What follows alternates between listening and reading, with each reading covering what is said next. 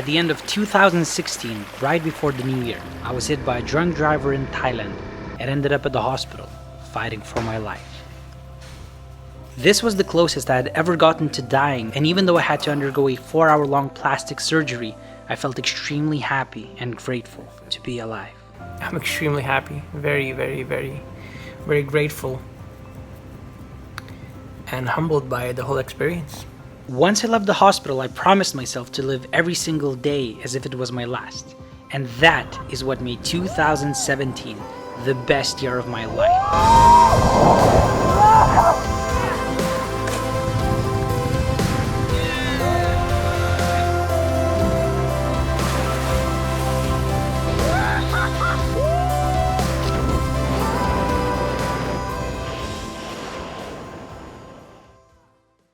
The first thing I did after leaving the hospital was go on a really crazy travel adventure where I visited 5 different countries in 3 continents in just 5 days. I went from Thailand to Egypt to Cyprus to the United Arab Emirates and to Indonesia, where I celebrate my New Year's like this and like this.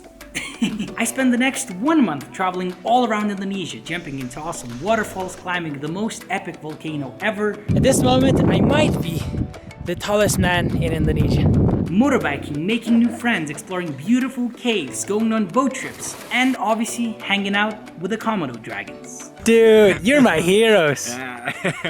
You can be a hero too. You can be my hero, baby.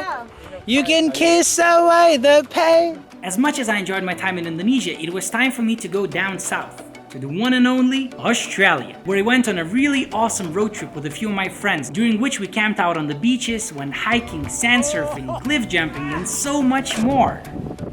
Unfortunately though, I only got to spend 2 weeks in Australia. Why? Because I was on my way to fulfill one of my biggest dreams in life, to travel all around New Zealand. When I landed in New Zealand, I bought a very old but very cool travel car. It's 7:45, which means that I had to wake up an hour and a half ago. And throughout the next 6 weeks of my life, I took that car all around both of the 2 islands of New Zealand, which was a road trip of almost 8,000 kilometers. The reason why New Zealand is one of my favorite countries in the world is because you can find anything there. Anything from really tall mountains and volcanoes to large rivers or lakes, to lush forests, to small villages and big cities, to caves and hot springs and absolutely anything else you can imagine.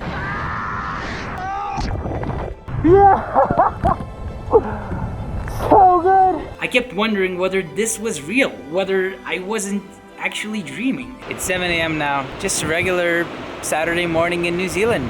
Nothing special at all.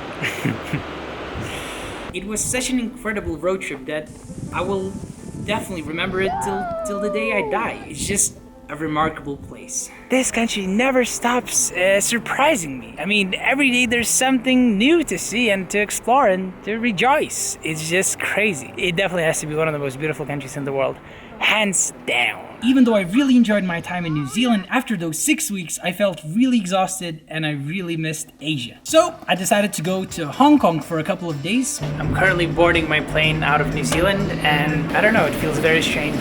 So many things have happened and I'm gonna miss it. Where I did quite a bit of rooftopping. Then I decided to take a little break from traveling, so I took a plane to this really nice country called Taiwan, rented an apartment. It is currently 2:15 a.m. Look at this beauty though. And simply lived there for a month and a half. 谢谢. Oh, 很可爱. Ah, 谢谢. I built myself a routine where I would read books every day, do some sports every day, do a lot of work, and obviously be hanging out with my friends. Who has the best helmet? I do. No, and Lee has the worst. My days in Taiwan were really nice. I celebrated my 23rd birthday there.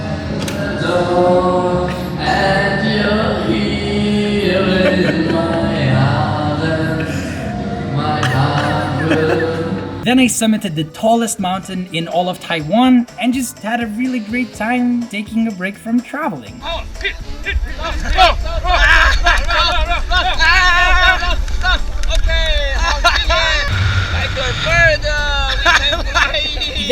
staying in one place got a little bit too boring. I feel a little bored, but very, very happy with everything that's happened because I'm not tired anymore. So I took another plane to South Korea, where I traveled all around the country for 10 days. Then I made my way to Nepal, where I spent a couple of days exploring the country with my sister. Then I bought some hiking gear because I had absolutely nothing. This is to purify my water. Very important stuff. And trekked all the way to the base camp of the tallest mountain in the world, Mount Everest. Greetings from the Everest Base Camp, eh? Feels fresh. After Nepal, I took a plane to the capital of India, New Delhi, where I met with two of my friends, and the three of us decided to motorbike the highest motorable road in the whole world, up there in the Himalayas. We got into a crazy snowstorm. How you feeling, dude? This is the craziest bike ride of my entire life, man. I gotta feel anything we need to stop every 1 second to say it, man.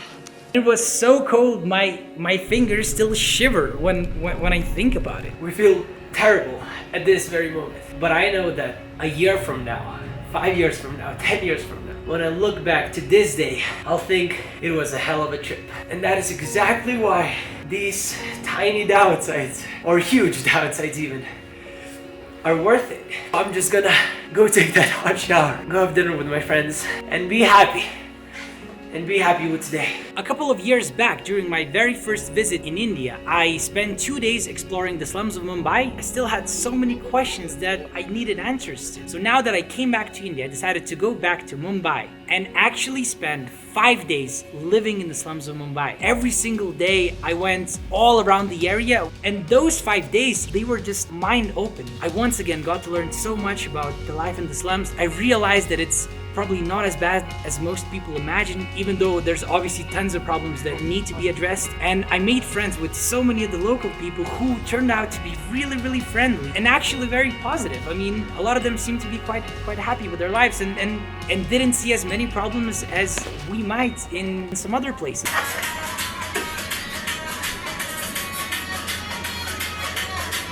When I left India, I decided to take another break from traveling, so I spent 1 month living in Bangkok. This waterfall is insane, and it's so early in the morning. There's hardly any people in here, which is nice. Which once again got quite boring.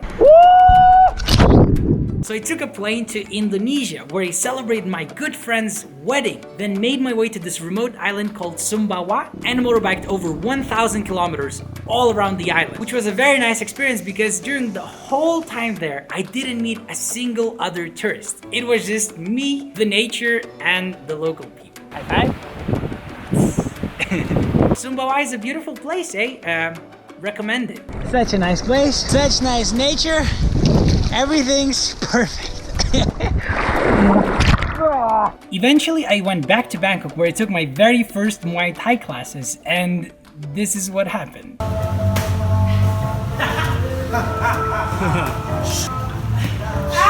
Yeah! Did you see?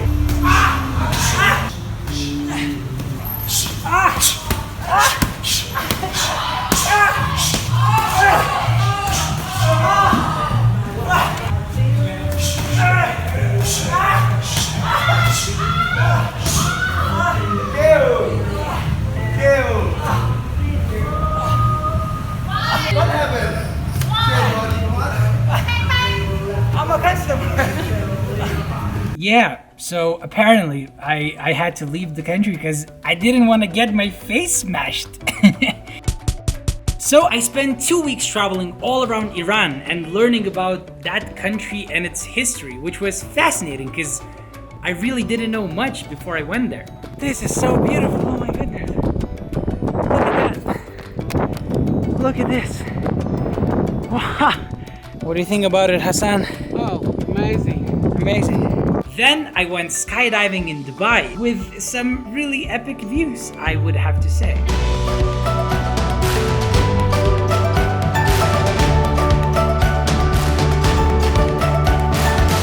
Eventually, I made my way to Oman, where I rented a 4x4 and spent the next 10 days of my life traveling all around that country. I spent most of my time in the nature, either in the desert or in some oases, or obviously bathing on those really beautiful white sand beaches. There's no one on the beach, there's no one on the highway, and there's no one in the water.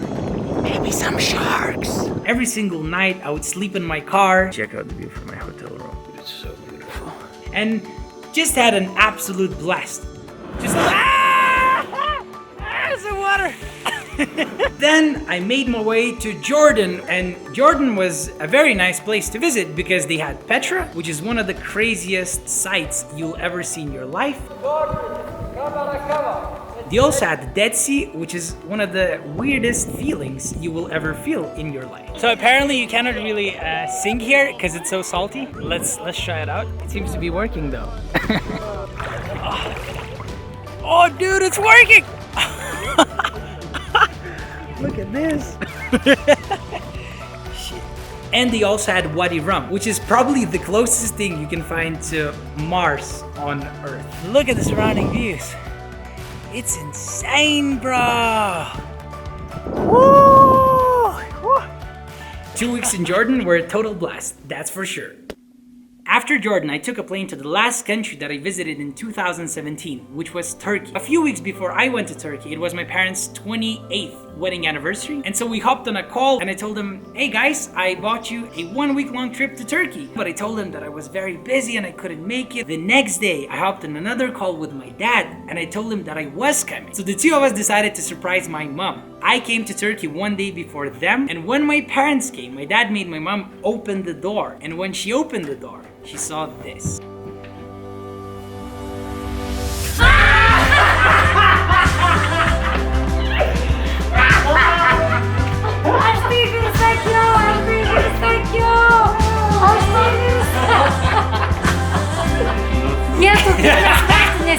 After 1 week of traveling in Turkey with my parents, all of us came back to Lithuania, which is a country that I was born and raised in. Here goes my first step.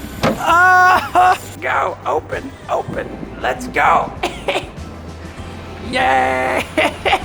Oh, dude. This feels so weird, man. This feels so weird. And there I had a blast meeting with my friends and singing on trains and obviously celebrating the New Year's. Yay!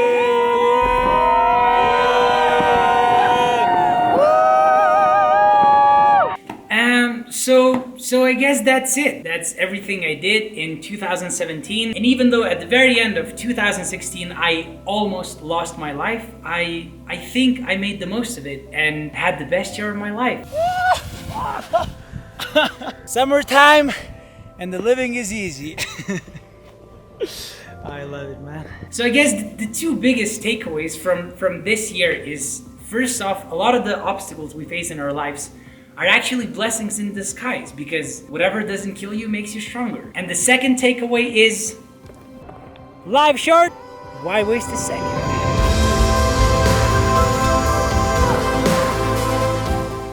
Oh, and one last thing before I go. If you've been watching my videos for a while now, you will know that I'm a really slow editor. I mean, for most of these trips that I told you about right now, I haven't really made any videos. And the reason is that when I travel full-time and work full-time, it's really hard to find the chance to edit videos as well. But it's my problem and I'm working on it. However, if you want to get real-time updates from my travels, check me out on Instagram at Laukaitis. I'll put the link in the description box below as well. That being said, thank you very much for watching and have an absolutely amazing 2018. Because we live only once, why not make it great and fun and interesting and exciting and spontaneous and adventurous and everything else. Thank you very much. See you later.